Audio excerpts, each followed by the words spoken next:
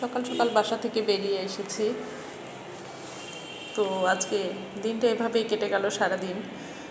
আমার হাজব্যান্ডের চোখের প্রবলেম, তো এই জন্য ধানমন্ডিতে এসেছি, হারুনায় হসপিটালে অ্যাপয়েন্টমেন্ট করা ছিল ডক্টরের। তো ডাক্তার দেখানো শেষ, এরপরে কিছু টেস্ট দিল, চোখের ড্রপ দিছে আর কি। এরপরে চলে আসলাম, একটু অন্য কাজ ছিল সেগুলো শেষ করে দুপুরের খাওয়া দাওয়া সীমান্ত সম্ভার রাইফেলস স্কোয়ারের। তো সীমান্ত সম্ভারে দুপুরের খাবারের আয়োজন, এখানে ফ্রাইড রাইস নিয়েছিলাম।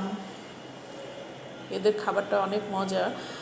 এখানে স্নেপ্লেক্স আছে 10তলাতে, আর ওদের খাবারের ফুড কোর্ট। তো ফুড কোর্টে গিয়ে এখানে ললিপপ ছিল, তারপরে চিকেন গ্রিল ছিল, খুবই মজার ওদের খাবারটা দেখলাম। আমি বাহিরের এই সব চাইনিজ খাবার খুব একটা খাই না, কিন্তু ফ্রাইড রাইসটা বেশ ভালো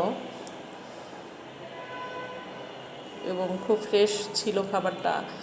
আর এখানে আমার হাজব্যান্ড, তো সে কোনো রাইস খায় নাই, কর্ন স্যুপ খেয়েছে, কারণ দেরিতে নাস্তা করছিল তো এই জন্য খায় নাই, শুধু স্যুপ খেয়েছিল। আর এদিকে পুরা ফুড কোর্টটা খুব একটা বেশি ক্রাউডি ছিল না, লোকজন কম, যারা সিনেমা দেখতে আসছে এরাই ছিল। তো যাই হোক, এখানে ভাবলাম আমরা যে সিনেমা দেখব, কিন্তু আসলে ওই সময়টা আমাদের হাতে ছিল না, আরও কিছু কাজ নিয়ে আমরা বের হয়েছি যেহেতু।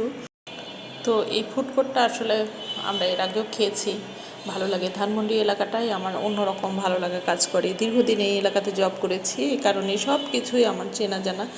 আর যেহেতু 12 বছর এখানেই জব করেছি, সেহেতু এই জায়গাটায় আমার বাড়ির মতো মনে হয়, কুষ্টিয়ার বাড়ির মতো। তো যাই হোক, খাবারটা খুবই আমি ছিল, টাটকা একদম। আমার হাজব্যান্ডের স্যুপও আমি একটু খেয়েছি, আর আমার খাবার খেলাম। তো যাই হোক, আজকে পর্যন্তই। আমার ভিডিওটি ভালো লেগে থাকলে লাইক কমেন্ট শেয়ার করে আমার চ্যানেলটিকে সাবস্ক্রাইব করে দিবেন। আগামী দিনে নতুন কোনো ব্লগ নিয়ে আসবো।